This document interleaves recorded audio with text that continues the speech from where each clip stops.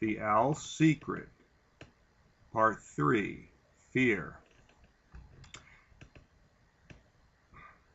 The smell of fresh-cut grass mingled with that of cow pies drifting up from the hollow.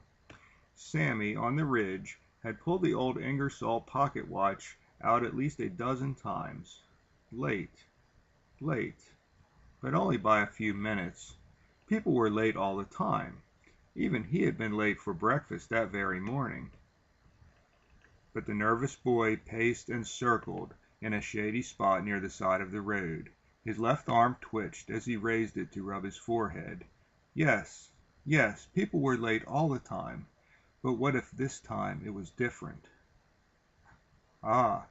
His mind burst out in all directions at once, throwing together the potential possibilities. She could have been grounded for some minor offense. She could have forgotten their meeting.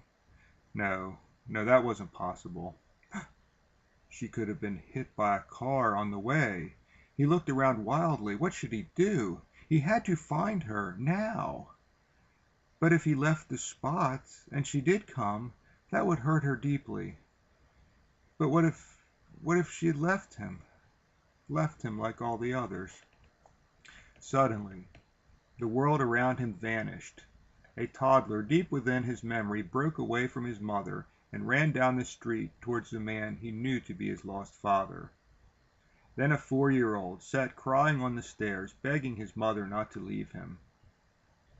A 7-year-old stood stiffly beside his grandfather's coffin, trying to be a little soldier. And from the not-too-distant past, a boy lingered outside the door of his grandmother's apartment, unaware that she had been dead for days. Any one or two of these would have been a lot for a child to deal with, but the combination of all four at once was overwhelming. His brain was on fire. His chest hurt. Sammy clutched at his purple Vikings jersey and gasped, "Darn it! All of them! Leave me! All of them!" He collapsed in a heap on the ground, his right hand pushing through a rotten apple at the same time as a sharp twig stabbed up into his thigh. Fresh blood flowed out, making a dark stain on his faded jeans. Now, he sobbed. Now she has left me. She promised. Then a voice, a special voice, like a spring breeze, but nonetheless a human voice, struggled to reach him.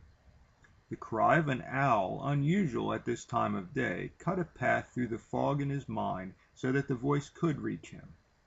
He lifted his tear-stained face and wiped his cheek with a soggy hand. Sammy, what's wrong?" She dropped her bag of snacks in the grass and ran to him, helping him up. He flinched as he tried to stand, so she held him close, then pulled back to wipe his face with her fingers. She looked him over and saw the blood. "Oh, come over here to the bench. Let me help you. What happened?" Together they made their way back to the road. As he plunked down silently on the green slats of the wayside seat, he was thoroughly ashamed of himself for being such a coward and a fool. He just couldn't tell her what had happened. He just couldn't.